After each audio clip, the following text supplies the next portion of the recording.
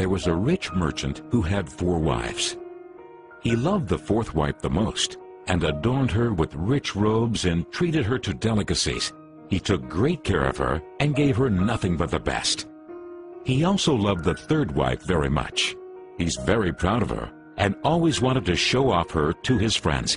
However, the merchant is always in great fear that she might run away with some other men.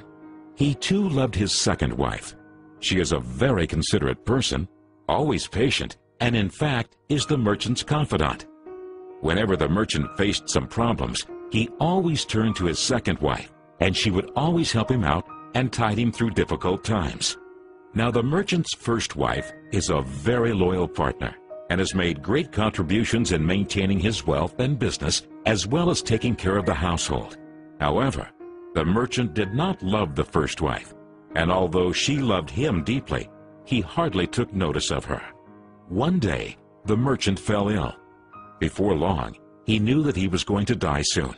He thought of his luxurious life and told himself, "Now I have 4 wives with me, but when I die, I'll be alone.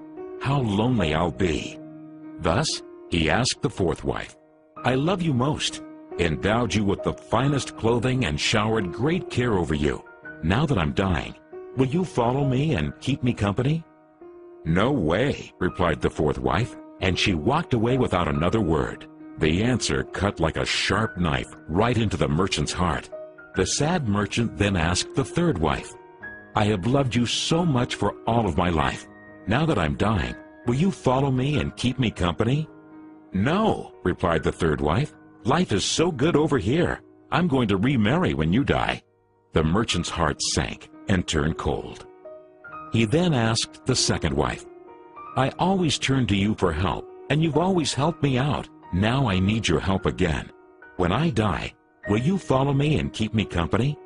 "I'm sorry, I can't help you out this time," replied the 2nd wife. "At the very most, I can only send you to your grave." The answer came like a bolt of thunder, and the merchant was devastated. Then a voice called out, "I'll leave with you. I'll follow you no matter where you go." The merchant looked up, and there was his 1st wife. She was so skinny, almost like she suffered from malnutrition. Greatly grieved, the merchant said, "I should have taken much better care of you while I could have." Actually, we all have 4 wives in our lives. The 4th wife is our body. No matter how much time and effort we lavish in making it look good, it'll leave us when we die. Our 3rd wife? Our possessions, status, and wealth.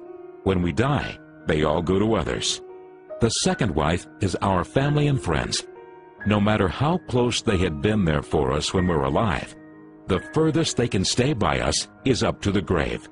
The 1st wife is in fact our soul, often neglected in our pursuit of material, wealth, and sensual pleasure.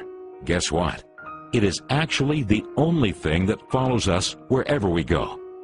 Perhaps it's a good idea to cultivate and strengthen it now, rather than to wait until we're on our deathbed to lament.